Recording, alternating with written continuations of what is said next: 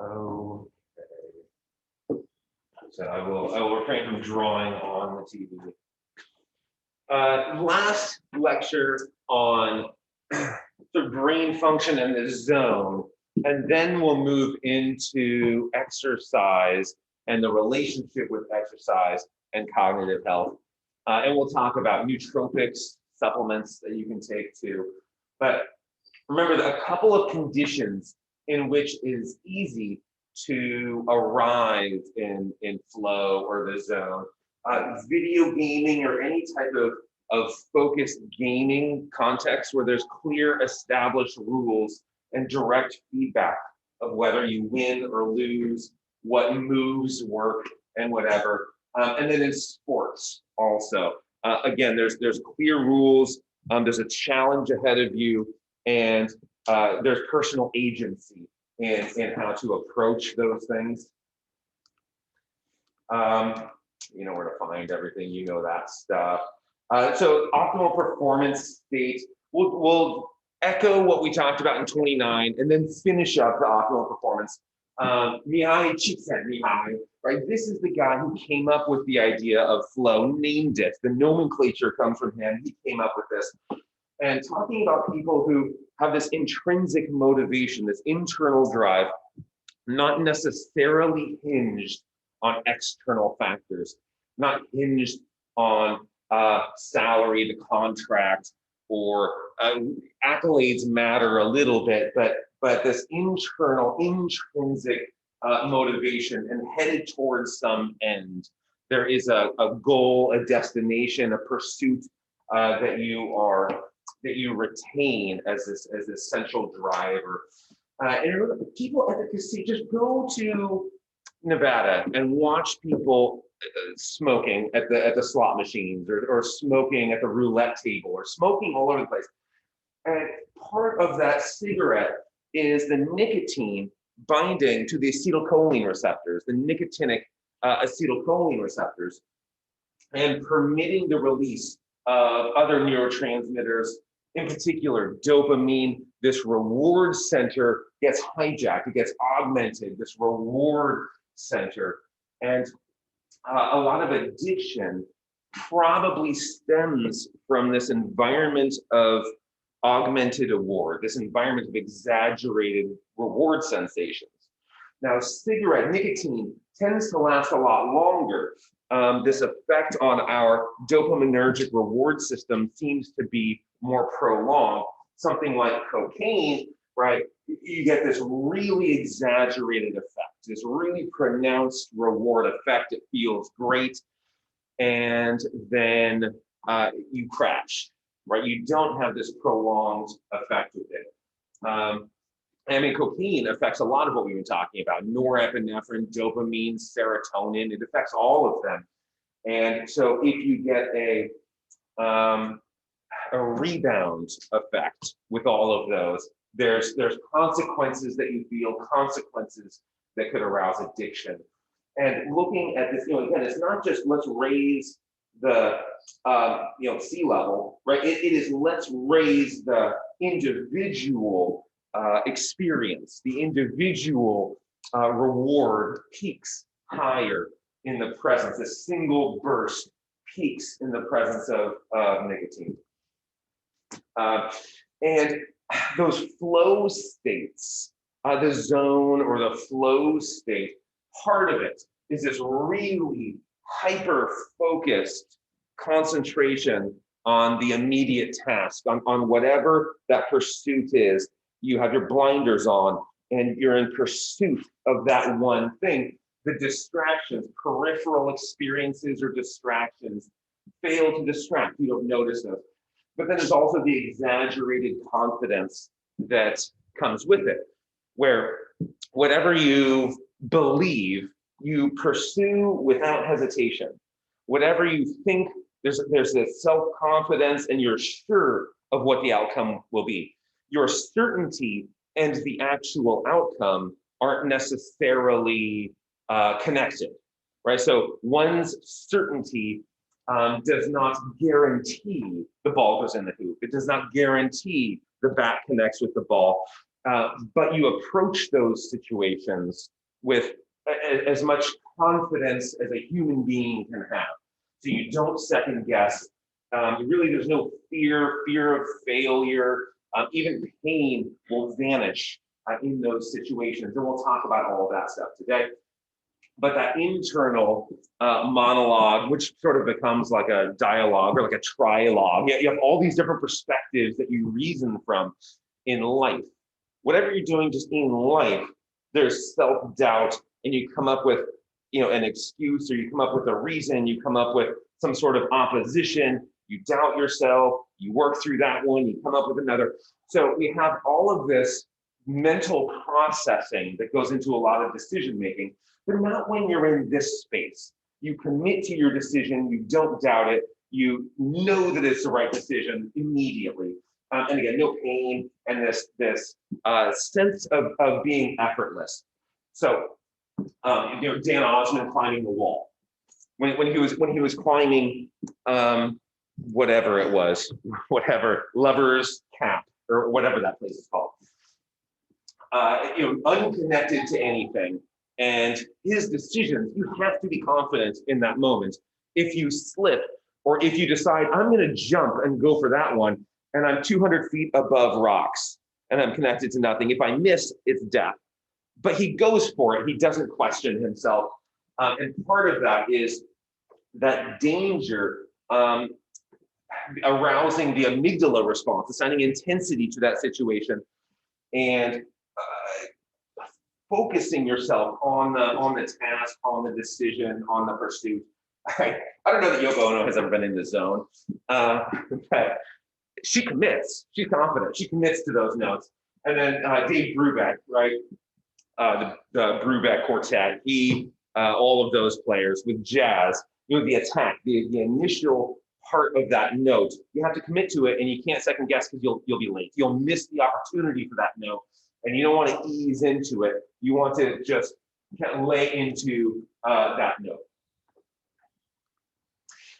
So again, we all have unproductive or bad or indecisive moments, experiences.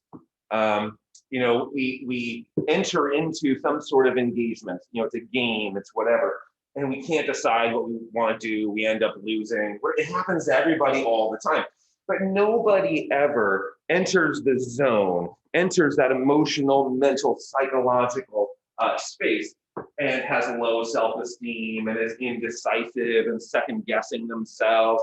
Nobody ever has that experience. If you arrive in that place, again, it doesn't guarantee success, but it guarantees behavior that is indicative of success. Behavior where it's one decision after another, and you're sure of all of that. Now, it's facilitated by arousal, right? So there needs to be somewhere on that scale, right? The 1 to the Nigel Tufnell scale, 1 to 11, somewhere the arousal needs to reside. Where if it's over here, you just can't muster enough attention to participate or try. Over here, you're just shaky and panicky, and you can't think straight, and your mind goes blank. When people talk about being bad test takers, people are like, yeah, I'm a bad test taker. There is an amount of anxiety that will associate with bad recall, right? Get a bunch of cortisol going and just try to do complicated thinking in the presence of an exaggerated stress response. Hard to do that. You can focus on an acute time, like run fast, jump high. You can do that stuff, but it's hard to work through your physics problem or your biochem diagrams in the presence of exaggerated panic. But certain types of stressors elicit somatic anxiety, physical manifestations of anxiety, stuff you can feel. You're sweaty, or maybe you're cold. You can feel it in your stomach. That's somatic anxiety. And other types of stressors, specific stressors, will elicit the cognitive anxiety and different therapies or interventions address those separately. So there are interventions that explicitly or at least predominantly address somatic anxiety, and interventions that predominantly address cognitive anxiety. And just descriptions of what these things are like. And so the somatic anxiety, the perception of one's physiological arousal. You can feel this stuff. There's a perception of it. Numbness, unsteadiness, feeling hot. But the cognitive, there's a dread or a fear. You're worried about an outcome. If there is, a social presentation or an exam, something like that, the panic of failure, that's the cognitive anxiety. And when you look at older populations and anxiety, there's a lot of research on this, and different type, whether it's somatic or cognitive anxiety, will influence performance depending on the performance. Certain tasks, figure out what the verb is. Certain tasks are more affected by somatic anxiety. Certain tasks are more affected by cognitive anxiety. But in adults or in athletes,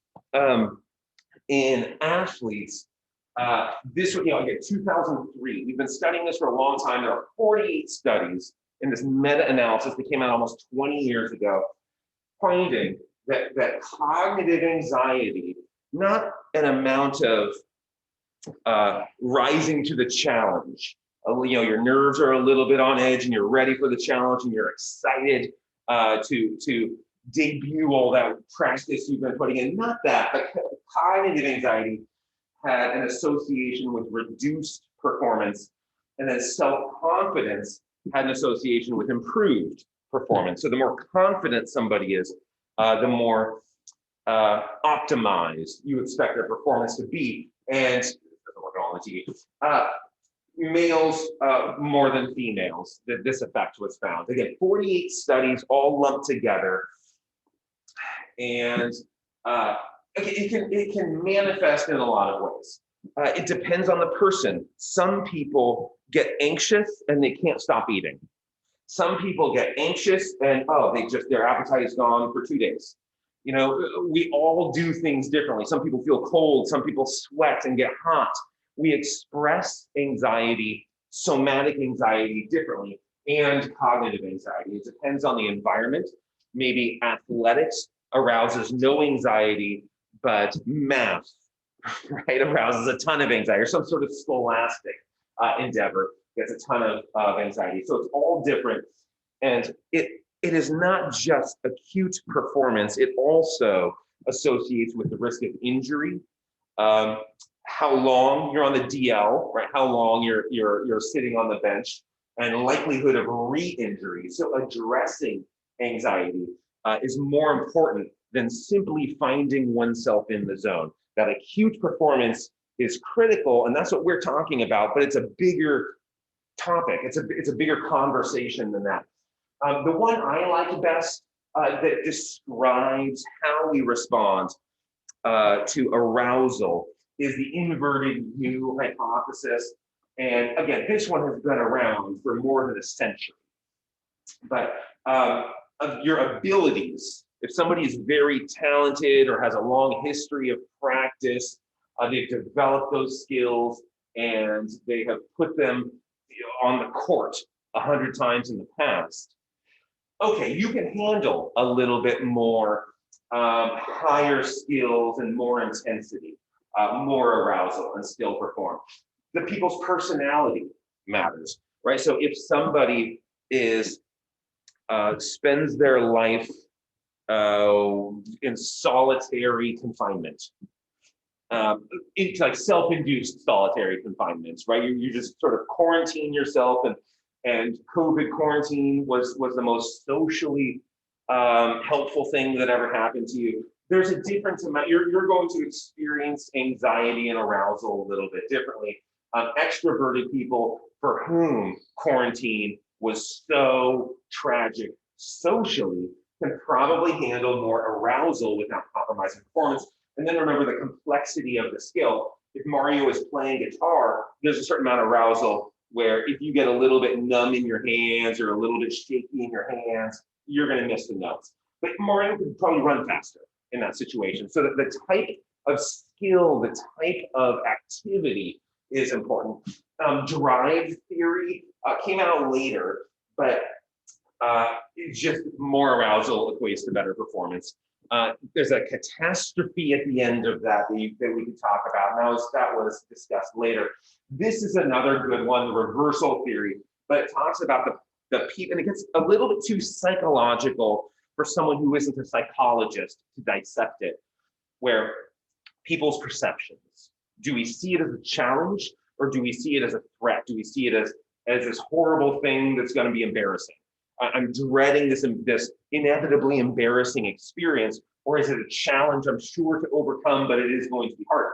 The way we perceive these things matters, and also seems to matter in terms of correlation studies on telomeres. Now, the amygdala, you have a couple of these things, and this assigns sort of an emotional intensity to an experience. We're constantly receiving stimuli. We're receiving input out of your eyes, your ears, whatever, it's touch, you smell something, and you don't know, as a matter of kind of higher processing, what is worth paying attention to, what is dangerous, what could potentially be beneficial. We need to, our brain needs to just assign intensity to things so that we pay more attention to them, so that we can recall them better. And the amygdala is in part responsible for that, assigning intensity to a situation so you know whether it's important. So you assign an amount of danger or threat to it. And this is just talking about a lot of that. It's just a nice paragraph about the amygdala, the amygdalas, looking at their regulation. You reach out all over the place, but the regulation of autonomic and endocrine functions, decision-making, and motivational behaviors, once they are participating in an experience, they are reaching all over the place and regulating our behavior.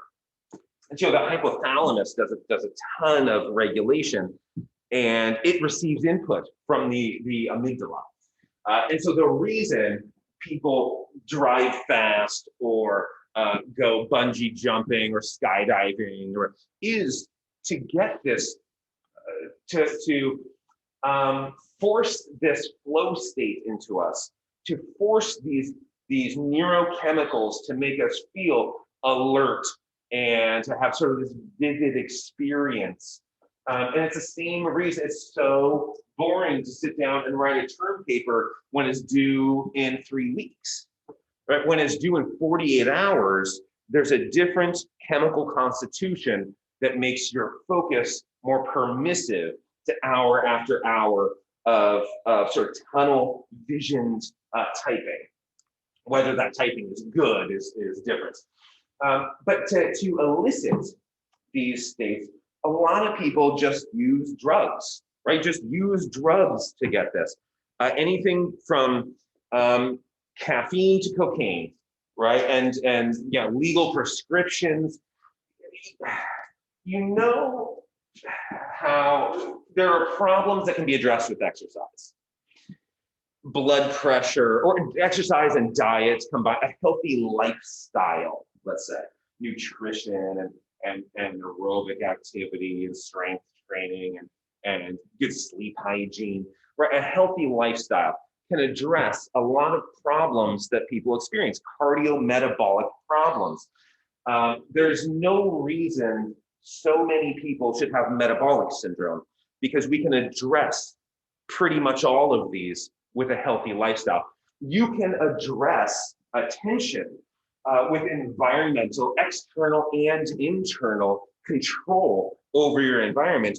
You can address focus and attention span, just like you can address blood pressure with exercise. Now, it's a little bit more complicated than get on the treadmill, right? There's a little bit more involvement.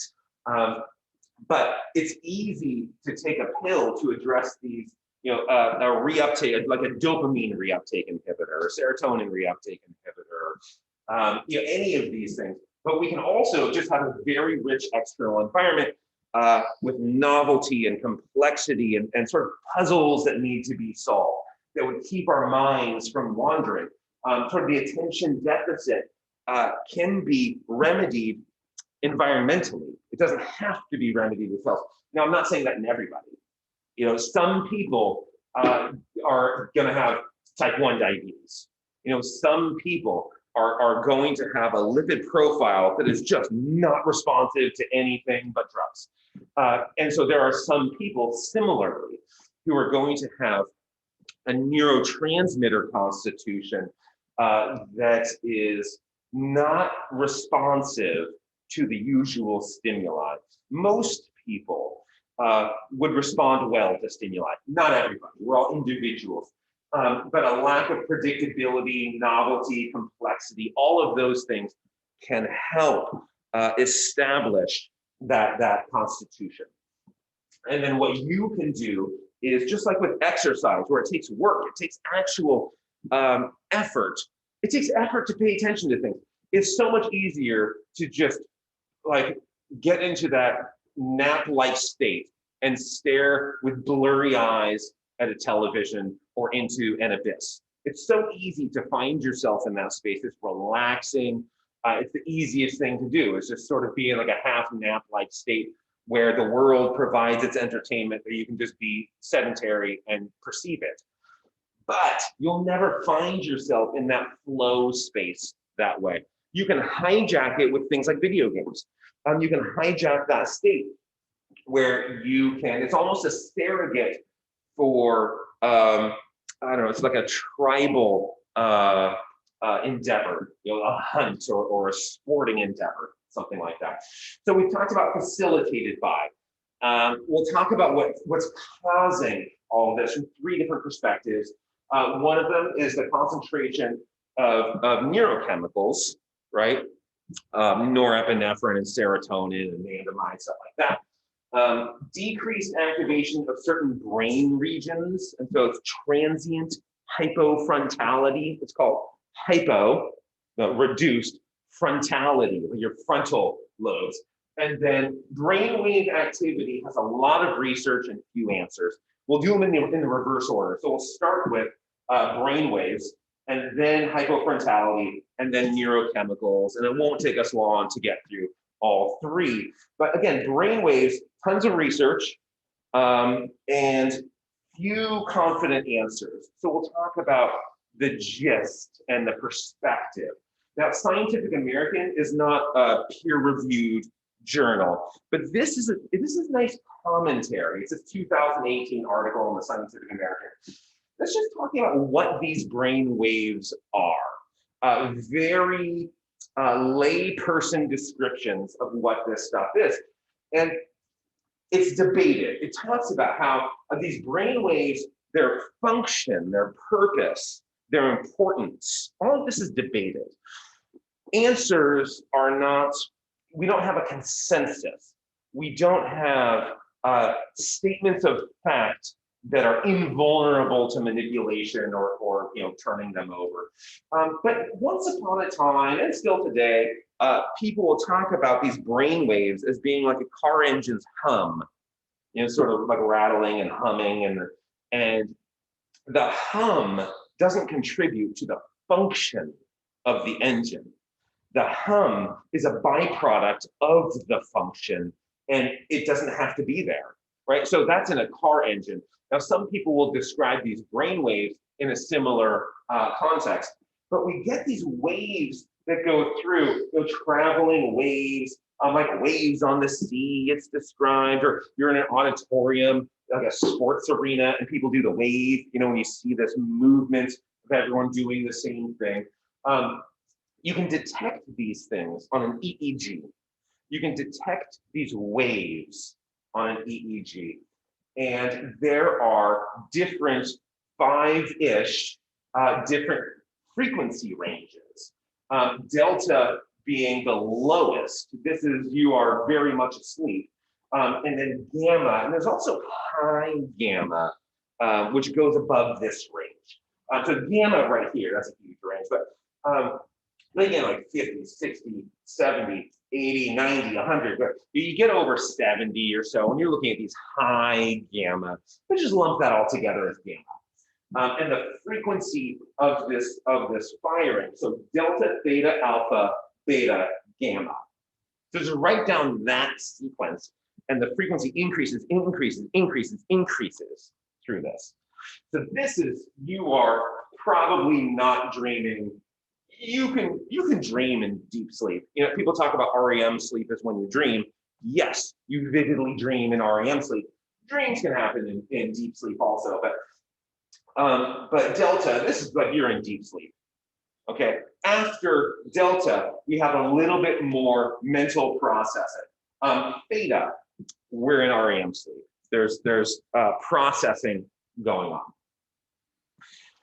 Now you can get into theta while you're awake. You know, meditation. You can be processing novel stimuli.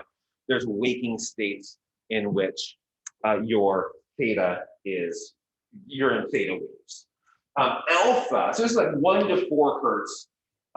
Theta is after delta. So you know, people sometimes say like 1 to 3.9 hertz for delta. Think of BMI. You know, what is overweight? You know, well, it's 25 to 29.999. You know, once you hit 30.0, that's considered obese. And so people will also describe these things differently. Once in a while, you'll see a publication that says alpha goes up to 13.9, but this is usually the ranges that get reported. Alpha waves, this is your idling brain. This is the humming engine, the alpha waves. And you're not thinking too hard and learning. You're not taking an exam. You're not nervous. You're relaxed. You're wakeful, but sort of idle. Most people, as they, I don't know, you're driving or whatever, you're doing some normal activity. You're just kind of idling. That's really alpha. Beta on the low end tends to be learning associated there. There's a little bit more activity with beta that you see learning. Now, there are studies that look at anxiety, fear and anxiety. And there's a lot of high beta activity in these generalized anxiety syndromes and states. But all of this is a little bit vague in the literature. So none of this is a law, you know, how we characterize these things. Gamma goes up really high, higher than beta, right? Low gamma, high gamma, you know, you're 70, 80, 90, 100, something like that, your high gamma, but just gamma. And commonly here, this is upper level thinking, combining disparate thoughts, linking together these disparate thoughts. And so, but it's macroscopic, synchronized neuronal firing. It's this synchronized, like the wave in the sports arena, right? Synchronized neuronal firing. Have you had an EEG before? You've done a sleep study or anything like that? You get the EEG, and they look at your brainwaves. In sports, people are trying to identify the types of brainwaves that correspond to flow. So this is a 2020 study, and they talk about Csikszentmihalyi, right? Where over 40 years ago, Csikszentmihalyi first introduced the concept of physiological flow, defined as a singular mental state accompanying exceptional performance, later popularized as being in the zone. It's generally accepted that this exceptional state emerges from a clear goal that requires action and a perfect match between specific skills and challenges. Is unique sensation accompanied by a transformation of time, which most commonly occurs in coherence. Really high level athletes can achieve this regularly. High level musicians can achieve this regularly. and people who are competitive video gaming, poker, people who are competitive, but not just like people who think they're good at poker who are terrible, not that population, but competitive poker players, like professionals who've been doing it for 40 hours a week for 10 years. But we have the glial cells participate as well, but it's a neuronal phenomenon, and it influences, these waves influence your motor skills, athleticism, motor skills. They influence cognitive processing. In turn, these things, cognitive processing and stimuli, receiving and interpreting stimuli, and afference of motor activity, proprioceptive activity, all of that in turn influences the waves. So they play on each other. Several different brain areas experience signatures, wave signatures that have been replicated in the literature. Reliable signatures in different brain structures, different regions. And this little passage from the article, flow state emergence requires transient hypofrontality to momentarily suppress the analytical consciousness, decision-making, the over-analysis and self-doubt, and those internal monologues. So that's the linking together of these brain waves and transient hypofrontality. Different sports have different signatures. So this study is comparing dancers and fastball sports and looking at different, don't write down the exact signatures of where theta and beta and alpha are, but just understand that basketball is not the same thing as water polo, which is not the same thing as ballet, which is not the same thing as baseball, which is not the same thing as lacrosse. Each of these sports, each of these athletic contexts has a different signature that is likely trainable, a different signature that your brain, as it adapts to become better at that sport, you're probably calibrating those waves, to better align with the needs of the sport. Now, shooting also. Okay, so there's a lot of data on musicians and on shooting. There's a ton of data. And what people see in all, they're looking at the brain waves in shooting. But there's also studies on transient hypofrontality of shooting. And what types of ergogenic aids, what types of drugs or ergogenic aids do people use who are in the symphony or who are doing the biathlon or whatever, maybe not the biathlon necessarily, but shooting, target shooting, archery, things like that. It's like beta blockers, propranolol, drugs like that, where you would be all nervous and then you take your propranolol, and a lot of those outward sort of somatic anxiety symptoms are managed with these drugs. And so they're abused drugs. I don't know, abused. They're certainly well used. They're used as ergogenic aids. I don't know, that abuse has a slightly different definition. But in shooting sports, we're seeing particular brain waves. If you have a bunch of somatic anxiety and you're shooting and you're like shaking, you're gonna miss the target by 50 feet, right? You gotta shoot between heartbeats. You have to really control your physiology and be in control of your symptoms. Now there's a lot in an individual sport. It could be dancing, lacrosse, baseball, softball, whatever.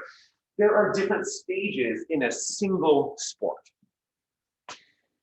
You have to be able to toggle between these things, between these brain waves, between these functions. You have to be, all right, now I'm alpha, now I'm theta, right? Now I'm gamma. Now you have to be able to go between these things as performance requires. Elite level athletes are probably able to very efficiently, smoothly, quickly switch between brainwaves depending on the moment in the sport, right? Timeout, okay, immediately I'm in timeout mode, right? Okay, you got 2 seconds on the clock, immediately I'm in 2 seconds on the clock mode. And they can calibrate those brainwaves and change between them very effectively. So elite level athletes are probably able to do that, where beginners and intermediate players likely lack the ability to have such control over it. Unconscious control. They don't know, like, okay, let me see if I can get into theta. They don't know what they're doing. Now, there's also, this study is on mental arithmetic. Let's do some math and find ourselves in the zone. It's not just sports. It's not just surrogates for sports like video games, surrogates for sort of a tribal adventure. You can do it with mental tasks too. And so they took a bunch of people, 16 on a bunch, but, and had them do an EEG on different arithmetic conditions, and boredom, flow, meaning like you're in some sort of intermediate zone, and overload, this is too much for me, I give up. So I'm super bored, I give up, and in the middle, I have found my gait, I have found my cadence, and I'm into this and I'm focused. So you can accomplish this stuff. Now, most people, I think, are not finding themselves in what Michael Jordan would agree as flow while doing a math test. They're probably not finding themselves there. Now, John Nash, right, the Beautiful Mind movies, you know, some mathematician like that is doing the athletics, the cognitive athletics are outrageous, and I'm sure they find themselves in flow. Now, students or non-elite mathematicians are going to find themselves there too. Notice he's smoking. Always Sunny in Philadelphia. You guys know that show. Notice there's some nicotine on board in this scene. So let's get ready for the slot machines, and then whatever the hell's happening behind them. We all have the ability to get very drawn in to sort of a dopaminergic undertaking. So it doesn't have to be sports and nothing but sports. Now this one, they're looking at the ability to predict blunders, the ability to predict error before the error is made. So what brain waves associate with mistakes? The experiment was don't hit, Tony, we close the door. The sound of people in the zone is like, man, I am not finding myself in the zone. I am distracted by peripheral noise. Thank you. What they were doing in this study is, you know, push the button whenever a number other than 5 appears, as fast as you can. It appears, you hit the button. Don't push it if a 5 appears. And so people have to be really focused as to what number is appearing. If it's 5, I don't push it. Everyone messes up because they're trying to do it fast. And you can tell based on the brainwaves when somebody's going to mess up. The type of brainwaves that lend themselves to error are detectable on an EEG. Now, concussions. Concussions are not simply an acute response in which, well, I'm a little loopy for a couple of hours or whatever, a couple of weeks, something like that, and then everything's normal. You know, I just have to, I'll make sure I don't fall asleep and I'll do my cognitive tasks. There are brainwave differences, healthy as compared to concussed. And so now this, don't panic, everyone has had concussions, right? I've had concussions, everyone's had concussions. So there's no reason to panic here, but in this analysis here, what they were showing was a new symptom of concussions, that the brain waves differ. The sport-specific performance can be disrupted by the differing brain waves in these athletes. You don't need to know the ranges. All you need to know is the concept. The concussion can influence these things. The brain waves themselves can influence errors. And this is a great study. All of these studies will be in the file folder. You'll see it later today if you care to look. But if you're going to read one of them, it's from 2016. It's a couple of years older than some of these other ones. But it summarizes the entire state of evidence with sport contexts and with each individual brainwave. It does a really good job. I'm not going to hold you accountable for really specific information about brainwaves because it's not that well understood, and I'm not a neuroscientist. So there are people who understand it better than I do, but even the best people in the world will admit that there's a lot of room for error here. There's a lot left to be solidified in the research. So that's brainwaves. Each sport or context, performance context, likely has a signature of brainwaves. But if it's a dynamic activity, if it's not just I'm painting a picture, I'm Bob Ross and I'm in the zone, whatever, that might be one particular brainwave that associates with optimal performance. But most things, the Overwatch and NBA and things like this, are going to have, they're going to be very dynamic with different roles, and those roles change rapidly, and the player or performer needs to be able to change with them. So hypofrontality, I'm going to turn off some lights, not that I really need to, since the TV actually has some resolution. But nobody say anything out loud. This is a little exercise. It takes a minute and a half. You're gonna count something. And but don't count out loud. Try not to distract anybody else. I don't know if we have volume. I hope we have volume.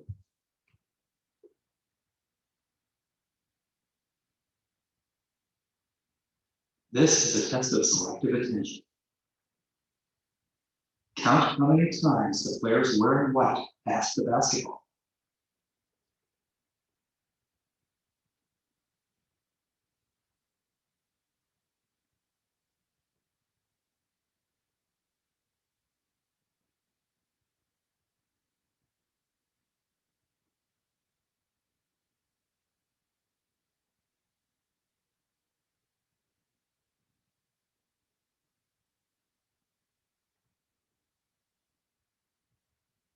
How many passes did you count?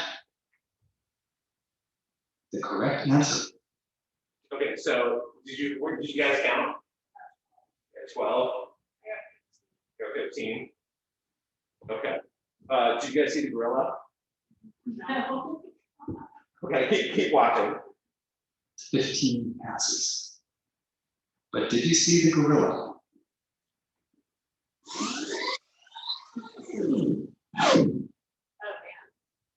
This is exactly what you just watched. It beats his chest and everything. This video is from Search by Daniel Simon and Christopher Shabri and is copyrighted. Yeah, so I made It is available for use in talks, training, and teaching on DVD.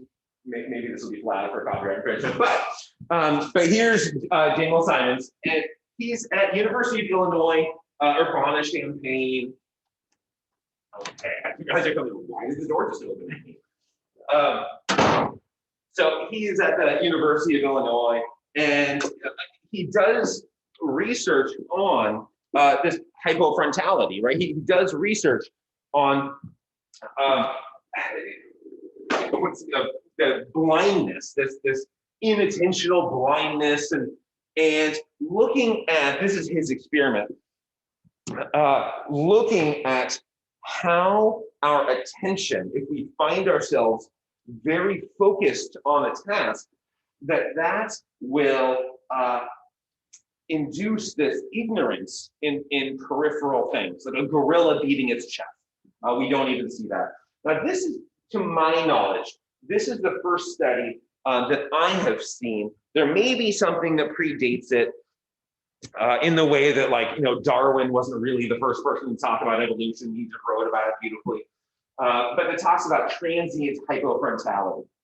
And what this hypofrontality is these brain areas that are very expensive. They use up a lot of energy to process this complex thinking. It's not necessary for these acute tasks. Are you running away from the lion, or you're in a fight or whatever, and you're counting passes?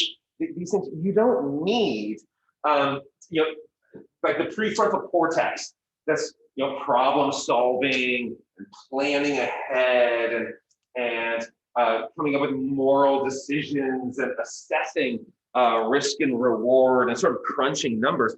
You don't need to do that when you're counting passes. You don't need to do that when you have the ball and there's 3 seconds on the clock. You don't need to do this higher level thinking. And so areas of the brain that are unnecessary, you can suppress those. Hypofrontality, transient, meaning it's not a permanent thing, it's very short-lived and it passes. But you see this in chess too. Games that people think are these really focused on planning and strategy and giant frontal lobe activity. Really, it's a bunch of pattern recognition.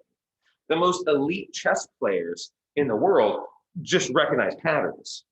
Now, if you mess up the board into this pattern that's not natural, now we see a bunch of brain activity. We don't see this hypofrontality. We see all this increased brain activity of trying to figure out the pattern. Like, this is not something that I'll encounter. Like, who messed up the board? Like, we would never look like this. So these scrambled chess sets are different. But people, chess masters are not doing all this conscious processing in the way that we think they are. Who saw the show Queen's Gambit? That's not really how chess works. It was a great show. I thought it was nice, but that's not really what's happening in chess with all that strategy and planning. It's a lot of pattern recognition and transient hypofrontality. Now, when people lose themselves in a task, this is, again, the sun comes up, and I thought I was in this for 10 minutes, and it must have been 10 hours away. There are a couple of brain regions that are responsible for this, potentially more, but in a young and inquisitive state of research, there have been some identified brain regions. The superior frontal gyrus, this little section, that's one of them. And what this is doing is part of our sense of self, but it's this philosophical, feeling-oriented, in an emergency. You're not considering, the family heritage of the particular snake and, look at his geometrical pattern. There's no philosophy, there's none of that, there's no emotion about it. And our sense of self is partly connected to that emotion and philosophical reasoning. And so transient hypofrontality, we might as well get rid of that. That's not helpful in these dangerous or emergency situations. The superior parietal lobule, this teal one over here, this is really, if there's a geometry kind of professor, residing in your brain that has, keeping track of your body's location, orienting your body in space. Where do I end and where does nature begin? I see the end of my fingers and I see a cabinet over there and I know the space between, and I can sort of segregate all of these different objects and where I reside within that, the superior parietal lobule.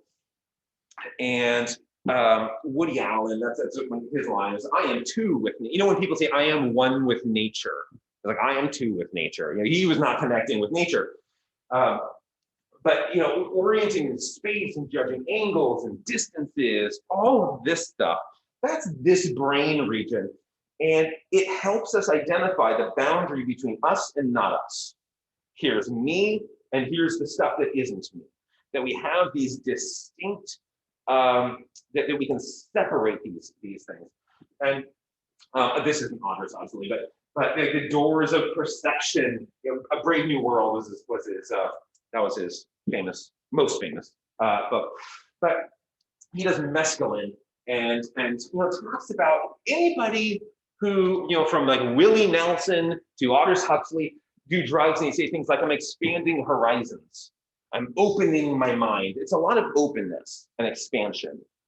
These are the cliches with which we talk about drug experiences, right? I am sort of reaching out and a connectedness and a unity, and we're all one, all that stuff. Really, what seems to be happening is not an opening of doors, but literally a closing of doors. We're getting hypofrontality in these situations. We are reducing, we're closing off, we're reducing brain areas. So when it says like, the greatest illusion in this world is the illusion of separation. Okay, separation is identified with a working brain at full capacity. Connectedness is identified with either brain damage to this area, you get lesions in this area, or induced by drugs, stuff like that. Now, I'm not saying anything about like unity and connectedness and togetherness and whatever are somehow wrong or not moral or whatever. That's not at all what I'm saying. These are wonderful philosophical positions that lead to ethical decisions for everybody. But all I'm saying is transient hypofrontality. Why do I feel so at one with X? Well, my brain region that distinguishes me from that thing. I'm at one with the waves if I'm a surfer. I'm at one with the road and nature if I'm a runner. Dan Osmond was at one with limestone or whatever it was, granite or whatever it was that he was playing. The dorsolateral prefrontal cortex, this little blue purpley region right there. This is a brain region that associates with the internal monologue, the voice of doubt. Oh, I don't know if this is the right decision. I don't know if I should do that. Oh, I might miss all of that. So this exaggerated confidence, Yoko Ono confidence, bold, right? I'm going to belt out those notes, and I know they're the right notes.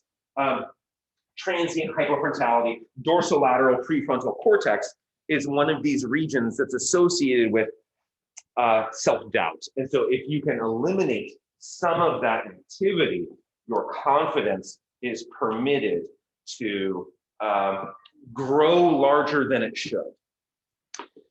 In the way that like a Belgian blue cow, myostatin exists for a reason, to suppress unhelpful growth that is unhealthy. And so we have brain regions that if we suppress them, confidence grows like a Belgian blue, and that's great acutely. If you have lesions in that area and your hubris is pathological, that's different. If it's a chronic effect. Now, there are areas, the medial prefrontal cortex, this like inflamed hot pink, like 1989 roller skater color.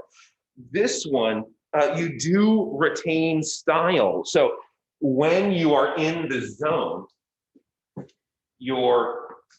Michael Jordan still looks like Michael Jordan. He still plays like Michael Jordan. His tongue is doing its thing and stuff. Everybody who is in the zone, they don't become limbic robots. They're still themselves. They're still, this recognizable personality that corresponds to their performance. So parts of the brain, not everything goes offline. Not everything does. Some parts go offline to make room for more data crunching. Now the time dilation is not a single brain region. When you get into the zone and like, well, how much time has gone by? Or just do we? And then it could be a minute or an hour. And I ask you, how much time has gone by? And you have no idea. It's been 4 minutes. Okay, I thought it was like 3 hours. I thought 3 hours went by while I was peeing. You have the idea of of tracking time is multiple brain areas. But in the zone, it feels like more time has gone by because you receive more data, you interpret and analyze more data. Yeah, Kevin? This is similar to like when you're driving a car and you're taking a route and you're like, oh, it's feels really long. Probably, that's really good. Yeah. So if you do a new route and it's novel and you're looking at your windows like, whoa, wait, and there's scenes you haven't seen before. There are stimuli that you're receiving, and you're going to get this really neurochemical experience that is likely, if you're paying enough attention, if you have norepinephrine and dopamine connected to this, you will be crunching more total information. So ask people how long ago something feels like. How long ago was quarantine is a good one. When did quarantine start? It doesn't feel that long ago that quarantine started, or it feels like a really long time ago. Well, how much stuff happened to you during quarantine? During periods of your life where a million things happen, it feels like that's a long period of time. Our perception of that duration gets prolonged, it gets stretched. During a time where nothing happens and you're bored and 3 months go by and nothing is memorable, it doesn't feel like very much time. Oh, it feels like yesterday that I will do more then, experience more, engage more, right? Be more attentive, receive more information. If you do that, it'll feel like more time has gone by. And so the time dilation, we'll talk a little bit more about this in just a minute, but multiple brain regions and a lot of sort of neurochemical kind of balance levels. So this one, looking at, you can facilitate hypofrontality. You can manipulate brain regions, and people can solve puzzles better.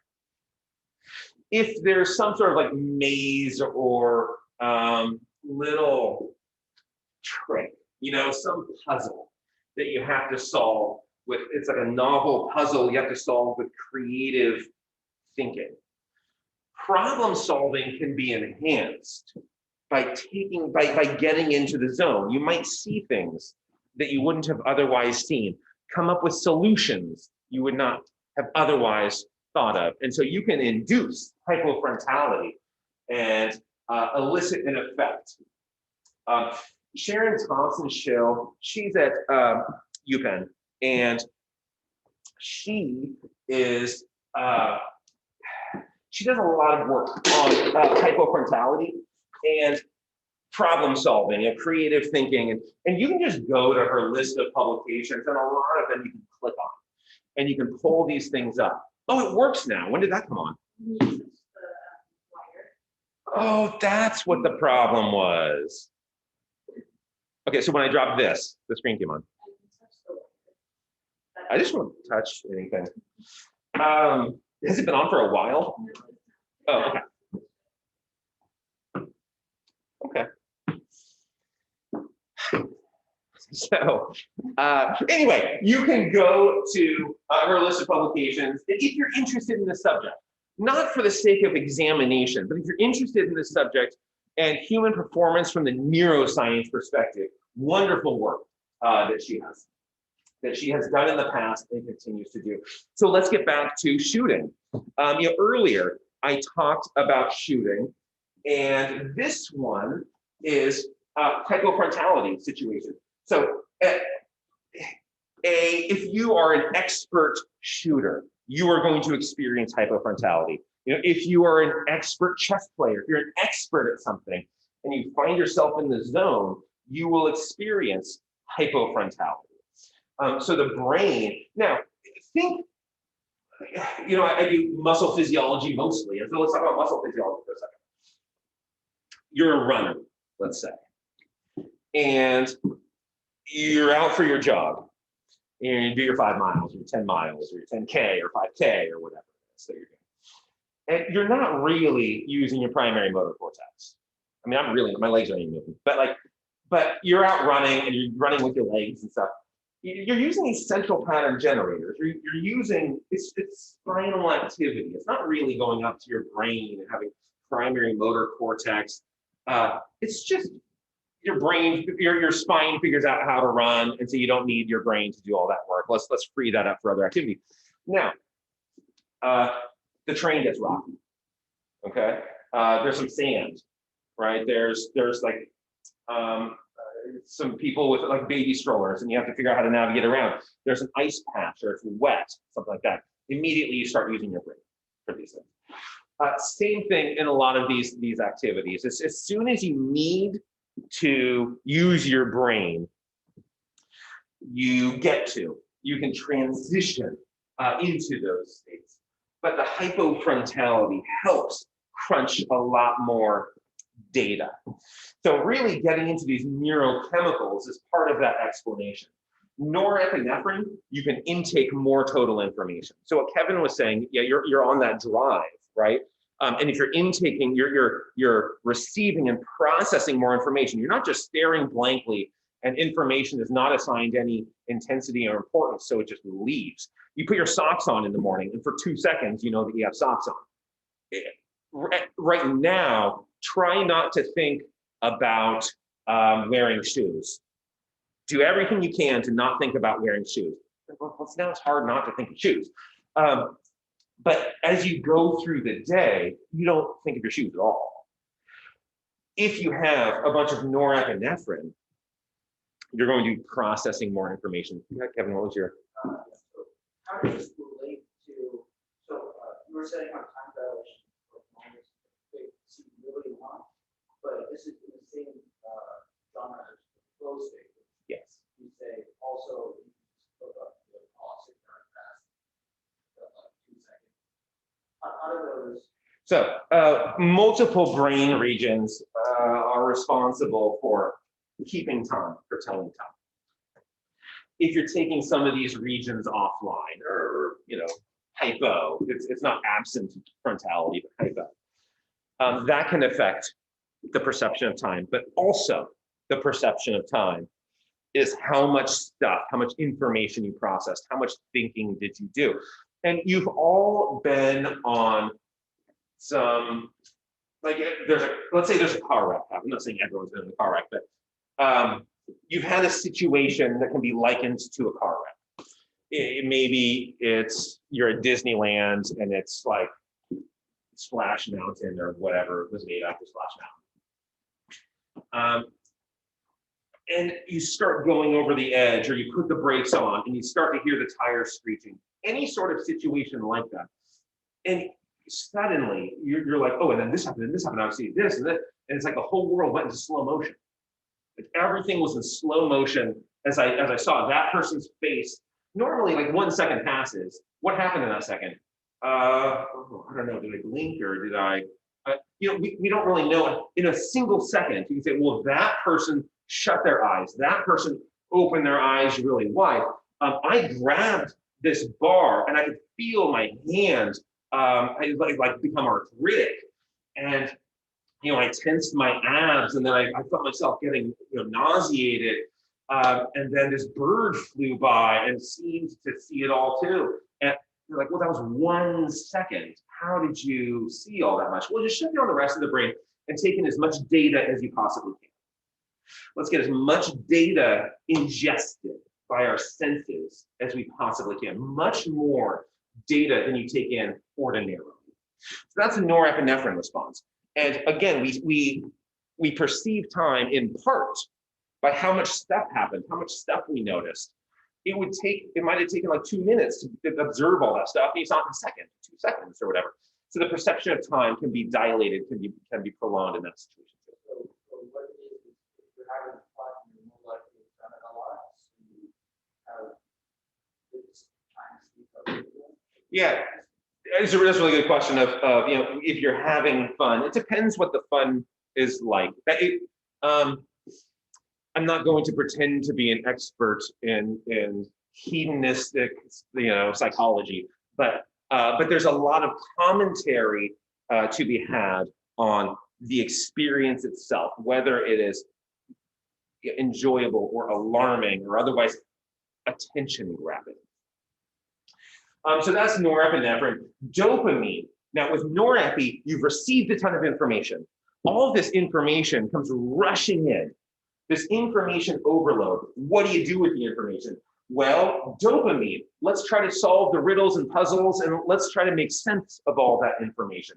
Data processing, creative data processing. People at the slot machines, they're trying to solve the algorithm for what happens when cherries come and then a 7, what comes next. You're trying to say it's random, but this isn't random. You're trying to get in as much information as you can, norepinephrine, and crunch those, come up with your answers, come up with your decisions, figure the situation out. The dopamine is helping you to analyze and dissect and sort of discover the solution in all of this data, this information that you just received. Anandamide, this is your endogenous THC. Sanskrit for bliss is what the word comes from. So it's this cannabinoid, cannabinoid receptors.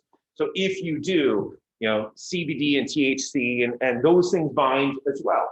But acute fear and pain and lateral thinking, well, let's think, hey, just go do like a gummy and you'll think of weird things. Lateral thinking. You'll think of weirder things that you would not have thought of sober.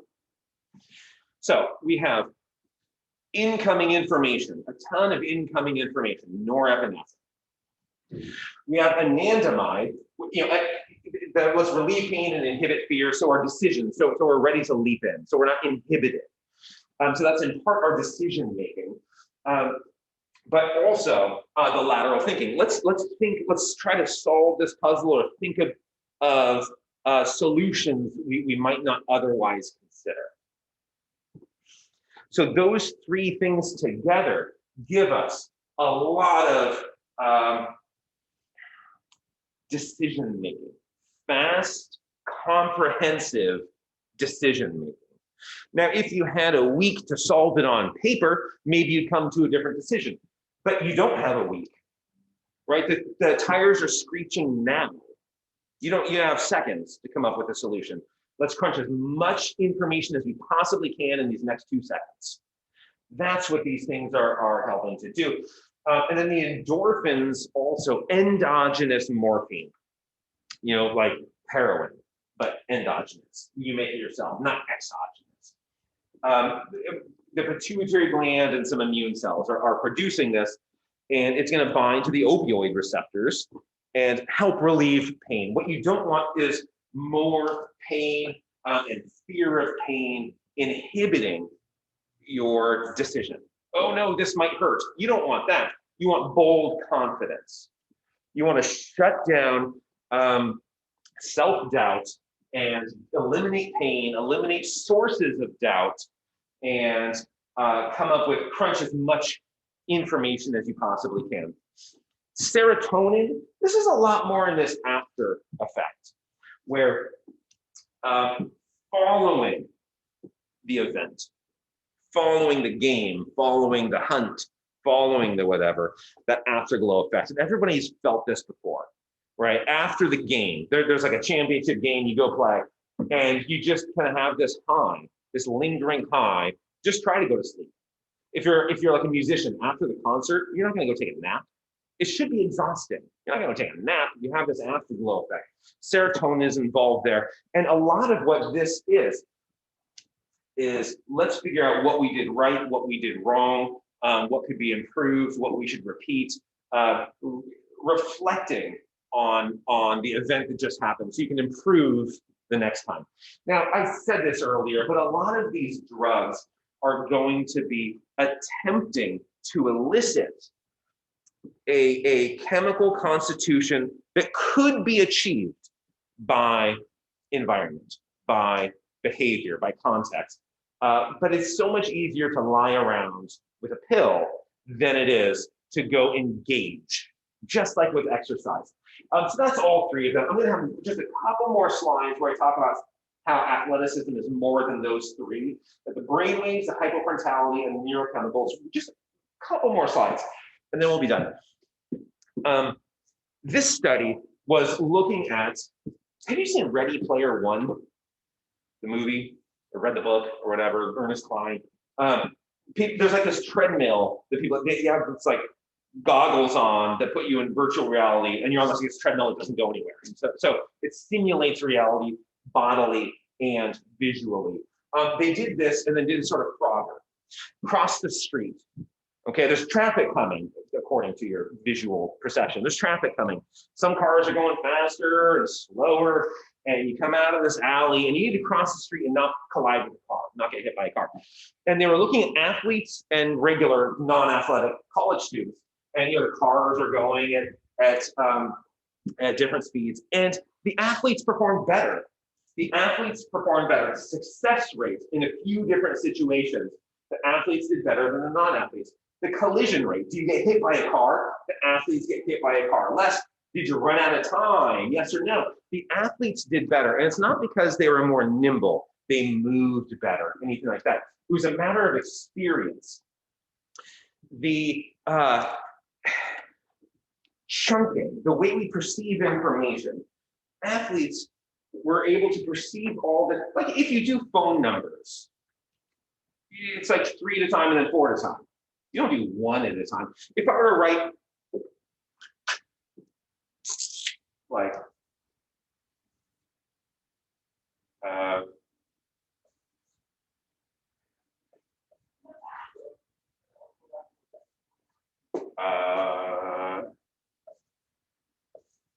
if I read all those letters on the board and I gave you 5 seconds to remember them, EROTSTNEW, what would you do to memorize them?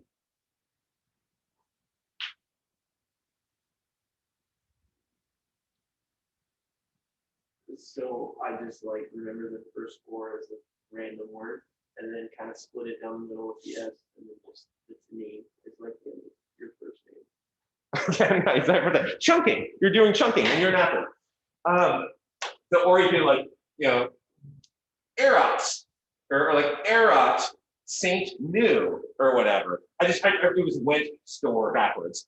But you would come up with chunking, or you would come up with ways to say, here's a chunk, and here's a chunk, and I'll remember those 2 chunks. Try to write EROTST.